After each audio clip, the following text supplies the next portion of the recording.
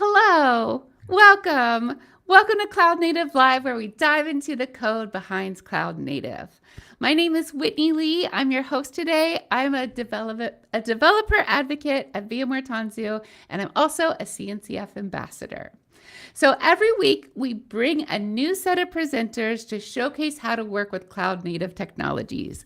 We'll build things, we'll break things, and we'll answer your questions. This week, we have Michael Yuan here with us to talk about AI across devices. This is an official live stream of the CNCF, and as such, it's subject to the CNCF Code of Conduct. So that just means please be kind. Be kind to other folks in the chat, be kind to Michael, and be kind to me too, please. Friends who are joining us live, please do say hi and say where you're visiting from. I think it's the coolest thing ever that we're a part of a global community. I love it. And so also while we're presenting today, if you have questions, ask those in the chat immediately and we'll answer them as we go. And with that, I'm going to kick it over to Michael. Michael, will you introduce yourself, please? Sure. Hi, my name is Michael Yuan, and as you can see on my name tag, that's Juntao was my GitHub handle, and it also happened to be my Twitter handle. So so we get it for both.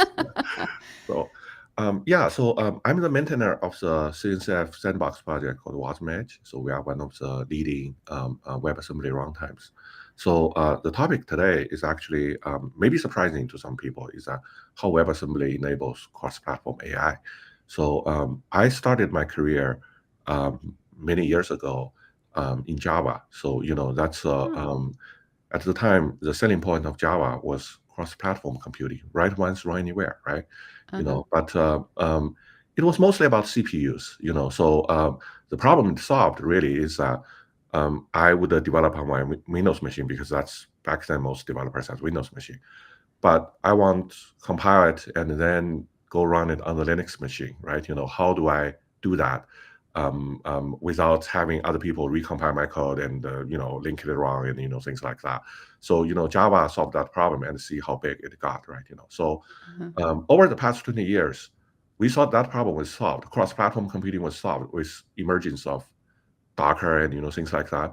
So far, that in the cloud native space, we have solutions that orchestrate binary only. So for instance, Kubernetes. If you think about Kubernetes, it doesn't have a compile step. When it deploys to other applications, just takes the binary. That's so that means most people are really thought that this cross-platform compatibility is really behind us. However, as fate would have it, that's as the emergence of AI, especially with last year, since ChatGPT came out, there's explosion demand for using GPUs. Now, if you think about GPUs, developers like myself has a Mac. If I write a GPU application, it's probably going to use the Mac API, the Metal framework, and what have you. On the server, it's mostly NVIDIA, and they use CUDA, and they use different versions of CUDA. So not only I need to recompile my application, I need to write new applications altogether for my development machine and to my deployment machine. And Kubernetes cannot, move things around. That's in this setting, right? So I think we are facing the challenge that we faced 20 years ago. How do we make the binary artifact portable across different platforms again, and make them work better with container tools like Kubernetes, right? That's ties into why we are in a CNCF podcast, right? That's yeah. So like Java, I think the solution, once someone said the solution of any computer science problem is adding another abstraction layer, right? It's true. Yeah. So Java added the abstraction layer of JVM that allows the JVM bytecode application to run across different CPUs. Can Java do it? Is there a new thing to do it? That's so I think Java has reached the point where it's very stable. People don't want to make big changes to it, and also because of the garbage collection and all that. That's people don't perceive it as great for high performance computing. So we need something else, another abstraction layer. So interestingly, there's a lightweight abstraction layer that goes across different hardware and go across different programming language at the top. That's so on the front end it supports multiple Oh, programming language, and on the back end it supports multiple hardware and operating system backend. That thing is called WebAssembly, and it was originally invented for the browser. So, if you have something for the browser, you have to run across all the hardware, right? And hmm, if you and also the original goal was to provide a secure sandbox that allows C++ application to be compiled and run on browsers, right? So it's yeah, a security sandbox. It support, a lot of different languages on the front end. So it also support. Um, One of the things Llama Edge has done, together with many other contributors from CNCF, is to add GPU support to to WebAssembly. So so now we have a fairly large community of people who's using WebAssembly to run large language model, Stable Diffusion, and all those AI models. This is what fascinating. I'm going to demonstrate today. Yeah. Cool. So I absolutely have WASM associated with browsers with the so this is I'm yeah, already I've learned so much. So I'm fascinated. yeah, Cool. it's a complex history. By the way, if you look at the history of Java, it was originally associated with browser as well. It was, to run games in the browser. That's called Java Applet. I think that was circa 1997, something like that. But you never hear about this use case anymore because it's become so successful on the server, right? I think Uh-huh. WebAssembly may as well go through the It's same route. it's That's gonna evolve. It's evolving. yeah. Um Hello to friends in chat who said hi. And then Michael, are you ready for me to share your screen so you can start demoing? Yes, absolutely. Yeah. All right, so I'm gonna do it. Oh, I see. Oh, Yeah, okay. perfect. Yeah. All right. So actually, let me go to the Wasm Edge website first, because that's our main project. Okay. So, so if you can see, this is affiliated with CNCF. That's so we already say Wasm Edge is easy the fastest to run on your own devices. So it allows you to run because it's a lightweight runtime. It allows Hmm. you to run large language models like the Llama 2, Llama 3, or even the larger ones. That's entirely on your own device as long as you have enough memory, right? That's so I have large language models running on my Raspberry Pi. The smaller ones that Google Cool. has released. So there's lots of documentations and a large number of contributors and different projects that we have. So if you are interested in learning more about Wasm, you can come here. But that's the the project that I really like to talk about is what we call Llama Edge. Llama Edge is a large language model application platform that's built on top of Wasm Edge, right? So it's so I'm gonna show you Cool.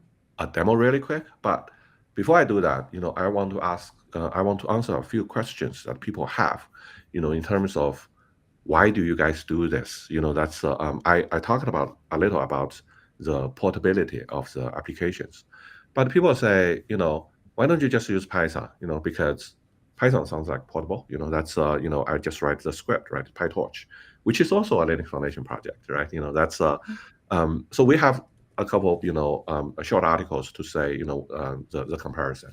You know, so Wasm versus Python is a really interesting debate because I don't think there's any chance Wasm to replace Python in the training and fine tuning space because in those applications you really need very flexible scripting language allow you to experiment a lot, right? But in the inference, you already have the model and you already know how to run the model. To use Python, in my opinion, is a huge waste because as those models are released as PyTorch files, if you look at PyTorch, it is the Docker image of PyTorch is almost 4 GB, and that's a smaller one.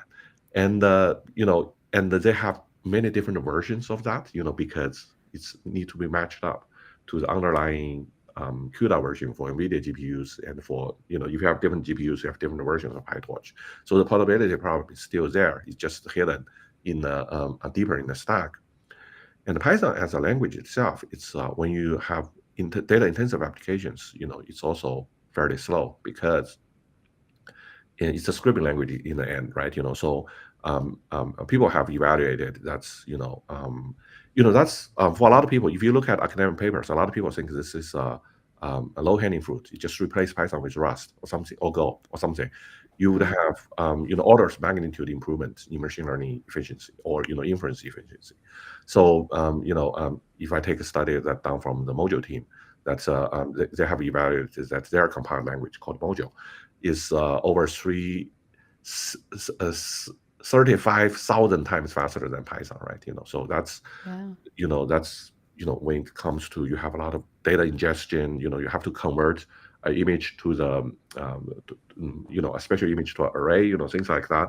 Those compiled languages are just much faster. So in terms of Wasm, it supports those compiled languages and have very little performance loss when you compile from those, say, Rust to Wasm, instead of writing a Python script from ground up, right? So and another thing that's interesting about Python is that it is because it's used in so many places.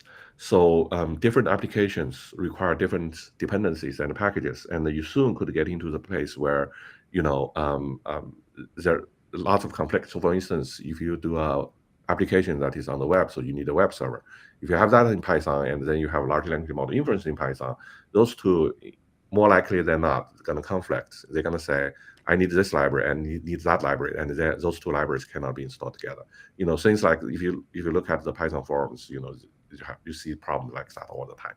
So so those are the some of the issues, why we want to use Llama Edge instead of, if you look at those large language models that are all released in PyTorch, they are released that way so that you are easier to work with them in terms of fine tuning and retraining. But when you want to do inference, I think a new cross-platform runtime like Wasm Edge is at least in my opinion, is a much better choice. So without further ado, let's start with the demo. So the demo is actually all in our GitHub page. So there's a quick start in the GitHub repository Llama Edge/Llama Edge. It's just one line of command. So we packaged everything into a script called run llf.sh, and what I'm going to show you is go through this process. I'm going to turn on the interactive mode. If you don't turn on the interactive mode, that's fine. That's you truly just need one command. It's going to install the Wasm Edge runtime, it's install a large language model, and it's going to it's going to run it for you, right?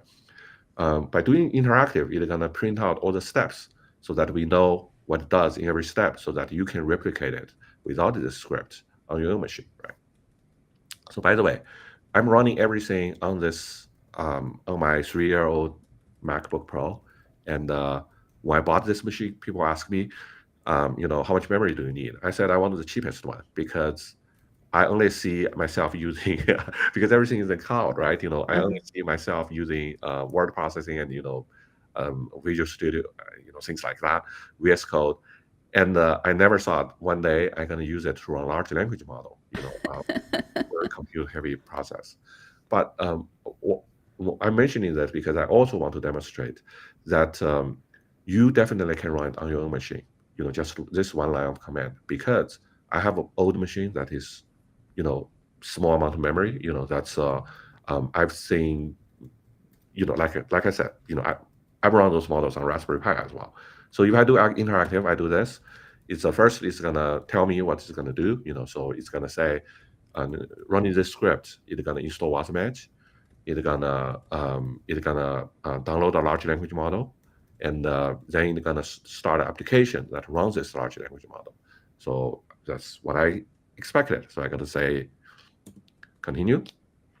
So it detected that I already have the Wasm Edge installed, as you can probably know. That's because I developed Wasm Edge, so I probably do have it, right? So that's if you don't, you can just say install the latest version. It's about 20 megabytes installed. So compare that with PyTorch. I just said PyTorch Docker image is 4 gigabytes, right?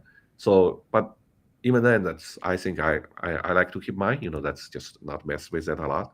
So then it shows me the large language model that I can use, right? So it has a preset list of 16, some of the more popular ones. As you can see, there's Llama 2, Llama 3, There's the Gamma model is from Google, the first one, and the third, the Phi model is from Microsoft. So all those companies are releasing open source large language model these days, right? So if you look at if you search for Hugging Face, there's literally tens of thousands of open source large language models there. So you are not limited to this list. This list just here for convenience. In fact, you can get any of the model that's formatted in GGUF on Hugging Face. If you go to Hugging Face and search for GGUF, you get over 10,000 results. So they are fine-tuned for every. So those are the models that a lot of them based on Llama 2 and Llama 3, but they are fine-tuned for special purposes. For instance, some of them are fine-tuned to speak Japanese. Some of them are fine-tuned to speak Python. You can talk to it in natural language, and it's come up with the solution of your problem in Python, right? So I've seen one of the things UC Berkeley did is that they have a robotic car that's respond to natural language. So you can tell it to go around the corner and take a picture. So what it does is that it has a large language model that takes your voice input and then convert that into Python program that's specifically for that robot, that use that robot's API. So that model was fine-tuned for the API that's available on the bot. And then it sends the Python program to the bot through wireless connections. And the bot go around and see a wall and turns around behind the wall and take a picture. That's it's amazing. So there's a lot of fine-tuned models that you can run for all kinds of purposes. So if you already knew if your model is not on the list, but you can find it on Hugging Face, feel free to just enter the Hugging Face URL here. You're gonna be able to download the model and run it. So what I'm gonna do is I'm gonna cheat a little. I'm gonna say I want to run number 4, which is the Facebook Llama 3 model, which is I would say the most standard and the most popular. It's sort of the benchmark of open source large language models. Normally, if I do that, it would go download it because it's a 5 gigabyte file. So I think it will not be prudent to download it on Livecast because it's gonna interfere with all the networking stuff that's going on here, and it's gonna take 10 minutes to download even on my Google Fiber connection. So so I already have the file, which is use the cached model name. Sorry. So it's a cached model name. So I already have this .gguf, this 5 gigabytes file, downloaded on my machine. So it detects that and it says, can I just use this one? And I say, fine, right? So it doesn't do that anymore. And the next step is it allows me to do, now I have the model. Now I need to start an application to chat with the model. Here is the Wasm application that comes in because the model is just a file that has all the weights and all the data, right? So the Wasm file here, if I say, number 1, I want to start an API server to chat with it, it downloads API server.wasm file. I can show you the source code of that file in a minute. And this Wasm file runs inside Wasm Edge. It starts up a web server that acts as an API. The API is completely OpenAI compatible. So if you have an application that's using OpenAI today, you can just switch and replace the api.openai.com with whatever the IP address of your machine if you are you making it accessible outside of the firewall, right? So you would have that, and it would be able to respond to API request using the large language model you have just downloaded, right? Wow. So this is a command it actually uses. It shows you the command so that you can do it later. You can do it yourself later, right? So it talks about the command. There's lots of options on the command because Wasm is a sandbox. By definition, it has no access to anything on your local machine for security purposes, right? So for anything that you wanted to access on your machine, you have to explicitly tell it. So it tells it you have the Wasm Edge runtime. Now you have access to the local directory, and then you are gonna load this file. That's this very large Wasm file, and then you start this Wasm application. This is, if you are coming from the Java world, you can think about this is a Java bytecode application. It's the same thing, right? So you're gonna get this application, and then the next, those are the commands that goes with the application, right? So it talks about what's the name of the model, where do you listen for the incoming traffic, because you're going to start a web server, right? And what's the prompt template, how do you structure prompt? We're going to see that in a minute. So what I'm going to do is I'm going to say yes, and I'm going to run this command. And you can see this command runs very fast. It loads the large language model into memory, and it's start listening on the local host at port 8080, right? So um, if I go up, yeah, so it has all those logs about the format of the model and all that stuff, right? So at this moment, the model is loaded from the model information is loaded into the runtime, but the 5 GB of memory hasn't been loaded into the GPU memory yet. So if this now you can use your local server to access the model. Like I said, we have an API that allows people to make OpenAI style requests. But we also have a HTML page that's right here. If you look at see my screen, that's I'm using localhost. So I'm sorry. So it has something already here. So if I do, it has something cached in the browser. Because I've used localhost so many times. So if you look at here, it is a localhost 8080. Localhost 8080. So it serves a static HTML page to my local browser. Okay. So if I type something here, it's gonna contact my local server to get a response. So if I say, simple question, where is Paris? Okay. So you can see here, it goes on, it generates a bunch more logs, right? So I think it finished here, right? Just now it was just here. Now it says it loads the model and then constructs the prompt. That's what the prompt template is about. When you talk to the large language model, you have to talk to in a special text format so that it knows, where's the instruction, where's the sentence that you said, where's the sentence he or she was supposed to say, right? That's so you can see that's the entire prompt is constructed here. It says, there's the instructions that you are helpful, respectful. That's the user said, where's Paris, right? So it has all those, and then I go back to the web page, and of course the result has come back. Paris is the capital of France, so it's located in Western Europe. If I say, what about London? Okay, so you see, it's Nice. once it's loaded, it's come back pretty fast. And one thing I want to know, I want to point out is that this follows the conversation. So if I say where is Paris, okay, it says Paris is where. That is a complete question.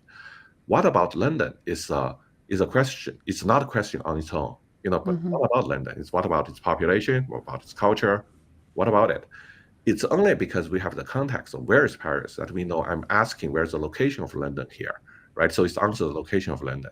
It didn't say what about London. London is is a culture center, whatever. It didn't say any of that. London is where the Big Bang is, whatever, right? So it's one of those unique features of ChatGPT and then those open source large language model is that it has a very human behavior, so it follows conversation. So if I ask a longer question, we can see the response speed, right?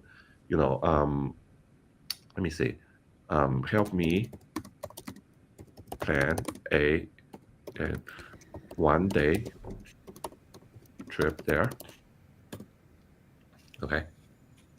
So here is a quick plan for 1-day trip to London. Morning, Buckingham Palace. Changing of guard. Walking to Big Ben. We'll do at lunch. And it even tells you where to go for lunch, right? At National Gallery. And go to London. I visit British Museum for an hour. That's it's a little short, but it's okay. We only have 1 day there, right? So you can see that's it's come up with all this completely on its own. And as you can already see, it's faster than I can speak, right? That's if I'm reading it, I wouldn't be able to follow it because the server shows that it's generating text at 23.5 tokens per second. If I speak normally like I do now, it's about 5 tokens per second. Okay, so it's 4 times. It's already 4 times faster than people can speak. That is on my laptop running all this video conference software. That's so with the GPU already busy, processing my image and all that. That's so I think those large language. So that's the first demo I want to show you is that those large running on Wasm Edge, you only need to install a software that is 20 megabytes instead of a couple gigabytes. But of course, you need that large language model file, which is in gigabytes. What I'm talking about is is uh, um, is software runtime, right? You have very small software runtime.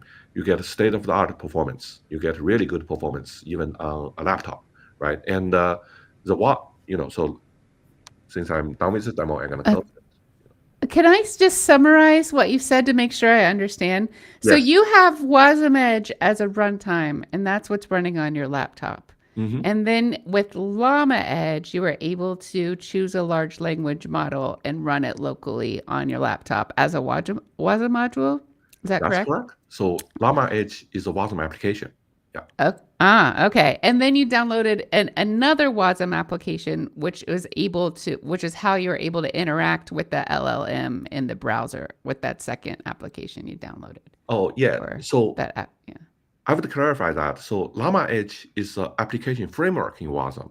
So it provides a set of components that interact with large language model that can be compared to Wasm. So I only downloaded one Wasm application. That's so if I do it here, so we have a very large file that is large language model itself. It's 5 gigabytes, right? So we have the UI's HTML files here. Yeah. The Wasm application is about 8 megabytes. That thing is the cross-platform web server. So essentially, this application is written with the Llama Edge API. So, Ah. but it was built into a web server. So we have a single Wasm application that both serves the web page on the front end and interact with the large language model on the back end. Okay. Excellent. Thank you Yeah, for helping me understand. That's super cool. yeah. That's a excellent question and an excellent point. So if you look at this setup, right, that's we have a .wasm file. This is not a .wasm file for Mac or .wasm file for Linux. In fact, the portability of this thing means that I can take this .wasm file and stick it anywhere that Wasm Edge supports. Wasm Edge supports a large variety of different hardware. It has, NVIDIA, AMD, ARM, there NPU, there's the so Mac, of course, that's I've just shown. So you really achieved, developers only need to write towards the Wasm and Llama Edge API, and once they compile, they don't need to worry about deployment of this application anymore. This application is a binary application that it can be orchestrated by Kubernetes, right? So as many people also know, that's about a year ago we had Wasm Edge had a announcement with Docker to say that's so the Docker desktop can directly manage and orchestrate Wasm workloads in parallel with Linux containers. So now you can have those Wasm files being stored on Docker Hub and being pulled by container tools like Docker and the Podman and the Containerd and all those, and then be orchestrated by them by send those tools can send those Wasm apps to different nodes or different pods on the Kubernetes cluster. So I think that's one of the compelling reasons why you want to do that, right? Because the things you are pushing around is only 8 megabytes, and the host you just need to install Wasm Edge. And if you are doing this with PyTorch or a lot of other solutions, you're looking at a multi, the PyTorch Docker image, the smallest one is 4 gigabytes. It could go up to 8 gigabytes if you for different hosts or for different drivers, right? So so you are pushing around a multi gigabytes container image using, I think, a more established solution. That's so yeah. So that's my first demo. So I would pause for a minute and see if there's other questions about this particular demo. Yeah. So they're known in the chat right now, but please do ask them in the chat. And meanwhile, I'll just keep asking you questions. What's a use case? Like, have you seen this actually used in a production use case yet? And if even if you haven't, what's an example of a use case? Yeah. So there's we have actually several production use cases because because people want to run inference, right? So the the use case really is that I have a cloud service that needs to provide an AI service of some sort, right? Either a chatbot or through API, like Mm-hmm. OpenAI does, right? OpenAI essentially provide API service in addition to their chatbot. So Llama Edge could be a drop-in replacement for OpenAI, but running on your own infrastructure. So instead of using them as a SaaS, you can run it on your own machine. And if you put that on my Mac, it's called Edge, right? Because I can interact with large language models that I chose on my own machine, with the privacy, with the data never leaving my machine. But if you are in the data center, then it becomes your own enterprise cloud solution, right? That's you would be able to stand up Kubernetes cluster that provides those models as a services to other applications in your cluster, right? So there was an example that we use internally. So that's because I know a lot, quite a few people use it in other production environment, but I know my own use case best, right? Mm-hmm. So we have a large community in open source community in Wasm Edge. One of the challenges that we have is when people submit code patches and PR to us, it takes a long time to review. The review is a burden for the maintainers, but also a burden for the people who submit it, because they don't get instant feedback. They don't know, they wait for a long time and they get discouraged. So one of the things that we did is that we built a PR review bot. So we use a GitHub API to extract that diff file from every PR review, and then send it to a large language model that's specially trained for code, to ask it to review the code. We have several guidelines to say if everything test coverage is good. Was there comments, documentation, and was there obvious errors in the so it finds surprisingly a number of errors or omissions that people submit in their code, right? So when we started this process, we used ChatGPT to do that. We have so many PRs that the ChatGPT bill soon run to over $1,000 per month. As you know, we are open source project, although we have commercial consulting, but still, I don't even pay $1,000 for AWS. Why would I pay that for OpenAI? So we decided to buy a NVIDIA Jetson machine. It's a box about this big. It's like Raspberry Pi, but it's created by NVIDIA. So its primary goal is to have a GPU in it with 64 gigabytes of memory. So we run, in the past, we run one of the coding models. There's Code Llama, there's Code Gamma. So so those models are specially trained to understand code better, right? On that, and then use Llama Edge to run it. And now it can review PR requests for us, right? It's a small use case, but It's so valuable, though. It saves time for your experts, and it also gives instant feedback to the people submitting PRs. It seems yes, great. Yeah. that's because with our own model hosted on our own machine, we can do a lot more than just relying on the model capabilities. We can have the model learn our own repository, so that it can understand our coding style and where our things are, so that it can answer questions more intelligently. Or it's it actually, I'm actually very surprised. That's really through that exercise, I'm really changing my mind about a large language model, because in the past I also thought this is just some everything it says, it must be somewhere in the training. That's it's just an elaborate search engine. That's but it's not. It's it can clearly reasoning. It can find bugs. That's or performance improvements. It can suggest performance. It would suggest if you write code this way, it's going to run faster, and the suggestion will be right. That's what's it's very shocking to me, because all those code are written by human developers, and in doing so, it clearly demonstrated that it is at least sometimes better than them. So Oh no, people are obsolete. yeah. Well, that's I hope it's a tool that people can use instead of it's just yeah. So yeah, I've- So This has been so fun. I've learned so much. we don't have any other questions in the chat right now. Would you like to get started on your next demo? Oh yeah, sure, yeah. So the next demo is actually coming from one of our customers, or people with production use cases for that. And as you can I see, will our team. shout out before, just to give our tech some love. We do have some comments, even though we don't have questions. We have Wasm is the future, and LLM is the water. And then just people are excited. I'm not the only one excited. So I just wanted to give them all a shout out before we move on to the next thing. So are you ready for me to share your screen again to do the next demo? Yes, please.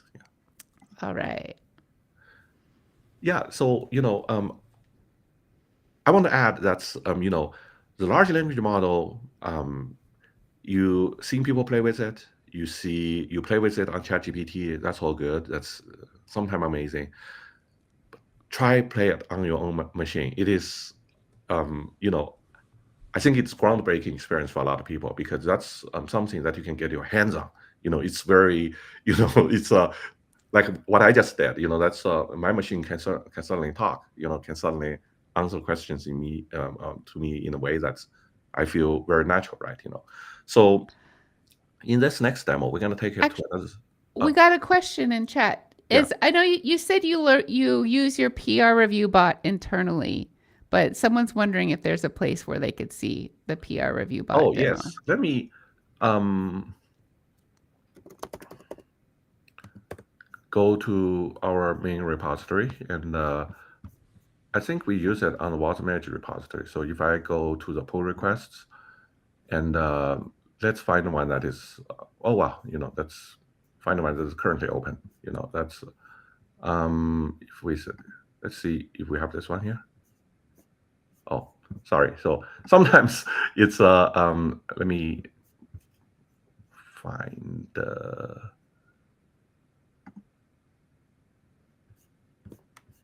do we have it? No, that's I'm a code review bot from Wasm. Yeah, that's kind of, That's different.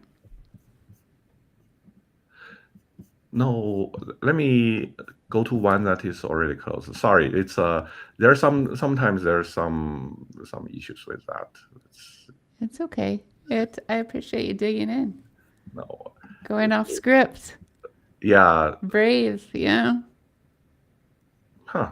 So well, I don't know why it's not responding. It's maybe our GitHub API was down, but you can see we have some examples here. Let me actually find a good example.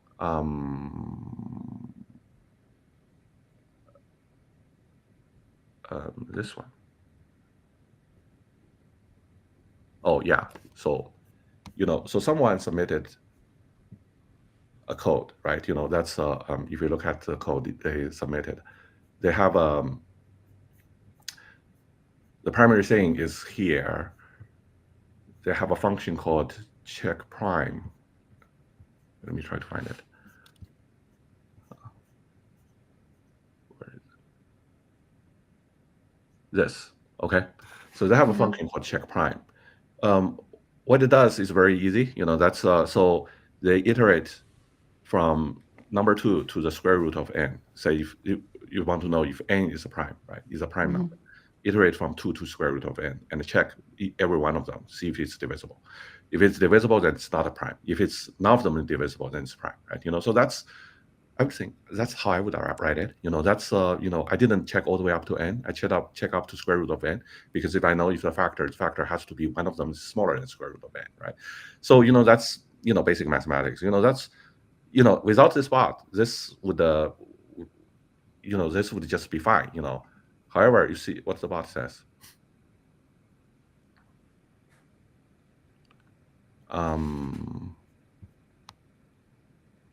The check prime function can be optimized further. It's check divisibility with even numbers after 2. You see, that's so instead of iterate from 2 to square root of n with 1 as increment, you should use 2 as increments. Yeah. You shouldn't check the even numbers ever again, right? So because it's not divisible by 2 already, so it can't be divisible by 4, 6, 8. So that cuts the computing to half, right? So that's one of those things. That's But if you want to do the if you are you can actually add it on your own. So that's we have another um, so we have this project that we have we actually have a serverless service that's that's at least we use our internally, right? If you're interested, you can use you can also install this on your own repository as well. So yeah. Awesome. Thanks for sharing that. Yeah. So that's where we are. And okay, so in the next demo, I'm going to do something I think that is more advanced. That's it's a project called GaiaNet.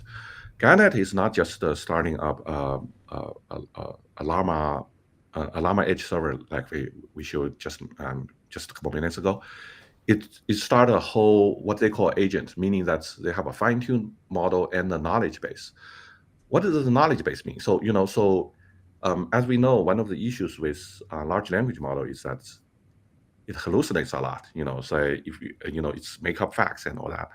So the knowledge base is a vector database that you created on your own with your own grounding of the knowledge. So for instance, if you wanted to answer question in a specific area, so we have so they have someone to develop a chemistry bot that takes a chemistry textbook. So if you ask questions about chemical elements, it would have the facts, instead of hallucinate and try to make up an answer, right? So that's people call it the RAG approach. That's retrieval argument generation. So that's a whole thing in the large language model and the machine learning field, right?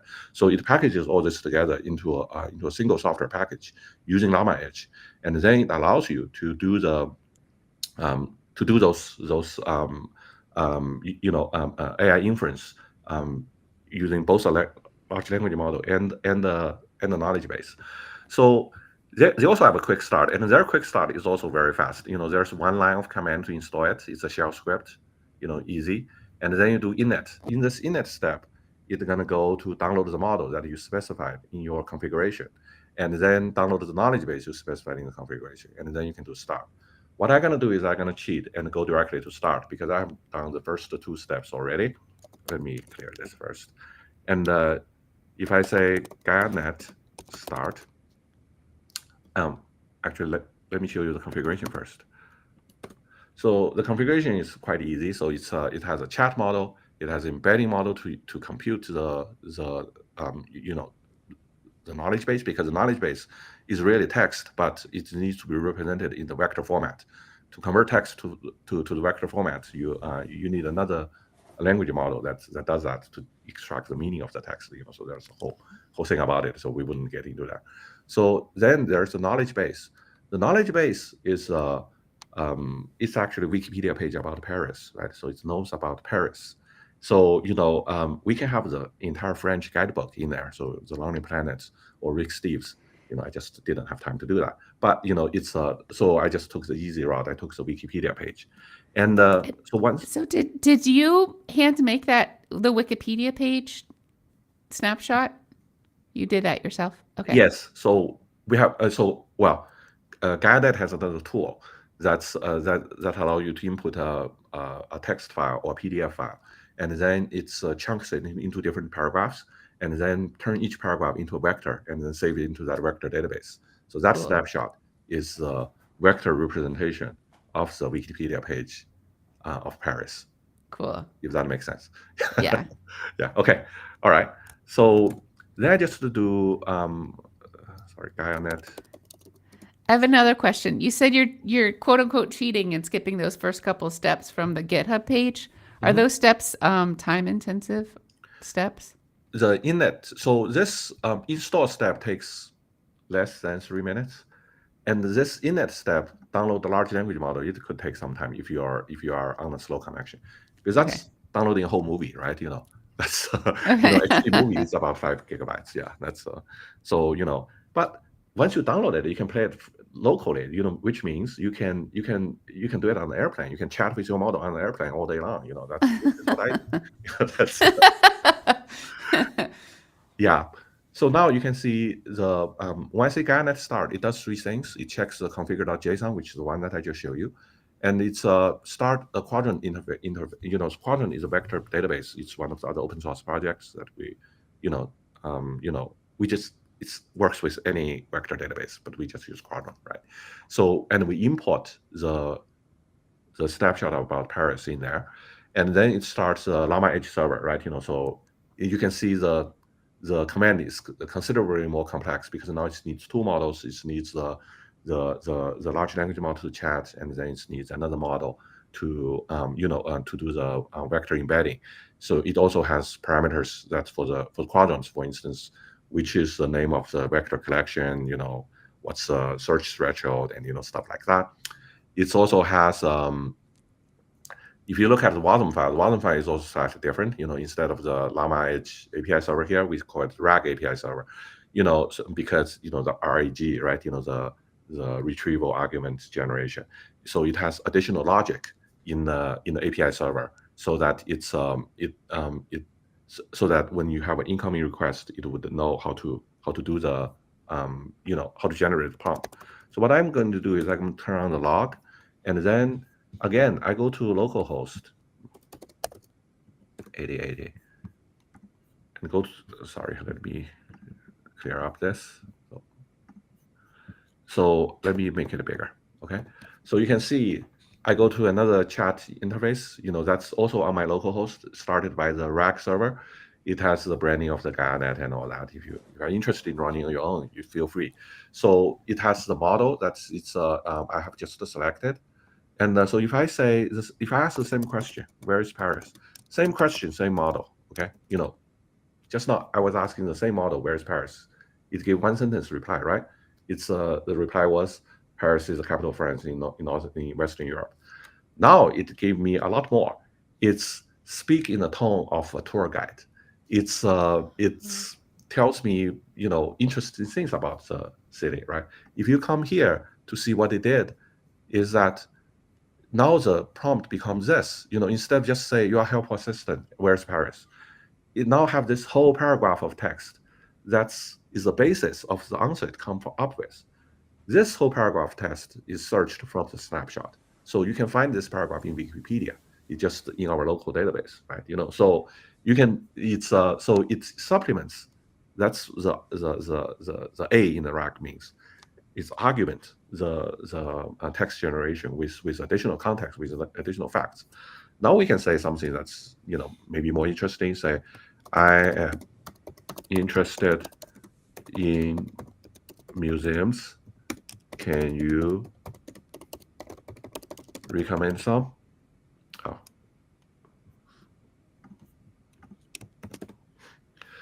So I would expect it to come up with some museums in Paris. See, it knows Paris is the city of light, renowned for its cultural heritage and abundance of world-class museums. Let me suggest a few. Let's see what this suggests. Firstly, you can. Yeah. So there's some issue with the UI. So it's actually getting all those text in real time. It just have problem keeping up displaying them. So so at the end it would dump all the text into the chat, but it's okay. So it talks about those better those museums in Paris I've been to. Those are I think those are pretty good suggestions. Then we at the end we ask the same question. Plan me a one-day trip to those museums. Okay, so so if I do that's I can do the same thing for London. I can change the model to a Japanese fine-tuned model, so a Japanese person can ask where he or she should go to visit Paris, right? It will answer in Japanese instead of English, although the source material could well be English, right? So as you can see, it follows a conversation. That's the conversation is about Paris, so it does all this. It tells you where to eat.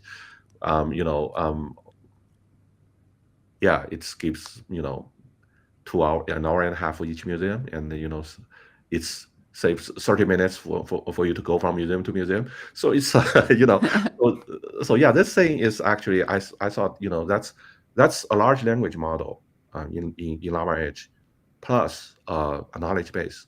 And you can see with the knowledge base, you can actually run anything. That's we are running. So go back to our original case. we can feed it with the programming book on Rust.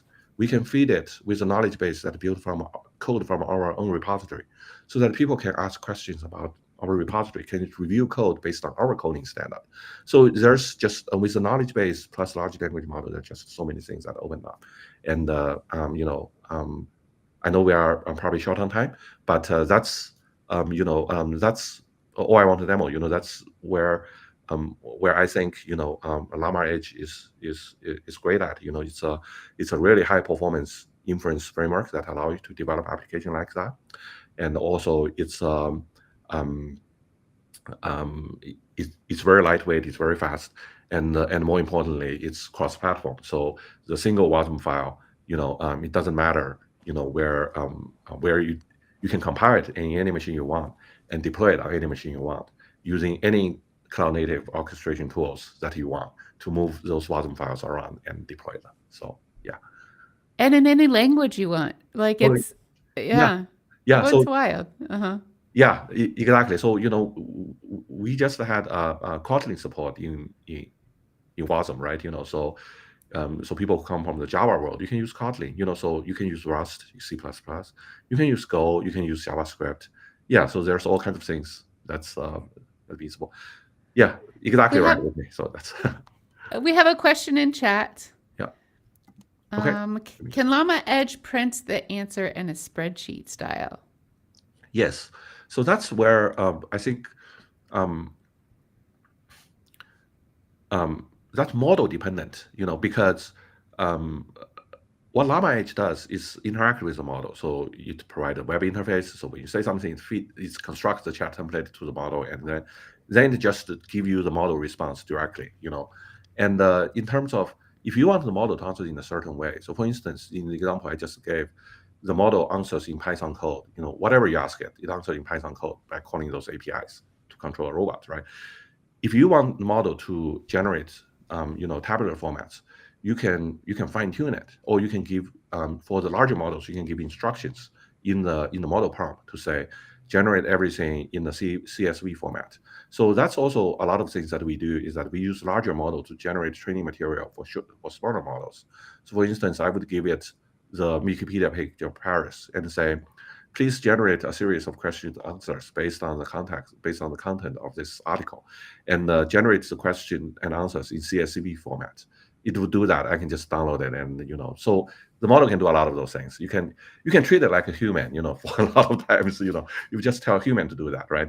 So that's awesome. That's a great question. Thank you for your question. Does anyone else have any more questions before we say goodbye? This has been so much fun. I always have a nice time during these streams, but this one has been especially enlightening for me and just a blast. Thank you. Yeah. Yeah. Go ahead and run this on your own computer. That's it's easy, and it'll be even more fun. Yeah. Something else I'll say too is this is unrelated to Wasm, but it is Kubernetes' 10th birthday coming up. So if you probably have a local Kubernetes party happening, Michael and I figured out we're both in Austin, Texas. So we're going to be at the Austin, Texas Kubernetes birthday bash on Thursday. And so I encourage y'all to go to your local celebration if you live in a bigger city and look that up. And we got awesome stream, lots of nice comments in chat. But I think that's a wrap. Do you have anything else you'd like to say in closing? What should people do next? I guess they should go play with it.